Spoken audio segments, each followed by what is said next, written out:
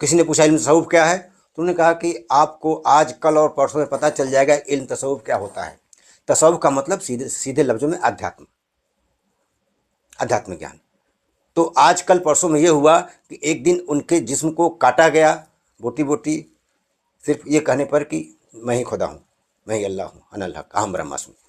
और दूसरे दिन उसको जलाया गया और तीसरे दिन दरिया में बहाया गया। यानी कि जो इस रास्ते पर चलेगा उसका ये अंजाम भी हो सकता है, इससे वो अलर्ट रहे। लेकिन वो जब दरिया में उनके बहा दिया गया तो वहाँ से भी लहर उठ रही थी अनल हक की, क्योंकि वो तो अजर व अमर, उससे कौन मार सकता है।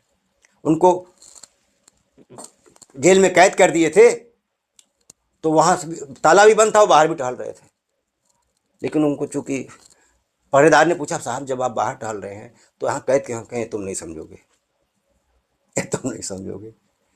तो कहते हैं गुफ्त कुद्दू से फ़कीर दर फना व दर बका, खुद ब खुद आज़ाद बूदी खुद गिरफ्तार आमदी। यानी इंसान इस ज्ञान को हासिल करने से जन्म मृत्यु से परे हो जाता है, आवागमन से परे हो जाता है। ज़िंदगी में थोड़ा सा भी मौका मिले तो इस ज्ञान को हासिल करिए और अपने परलोक को संवार लीजिए। यही वक्त है कि बड़ी भाग्य मानुष तन पावा, सुर दुर्लभ सदग्रंथन गावा, साधन धाम मोक्ष कर द्वारा, पाई न जाहि परलोक सवारा।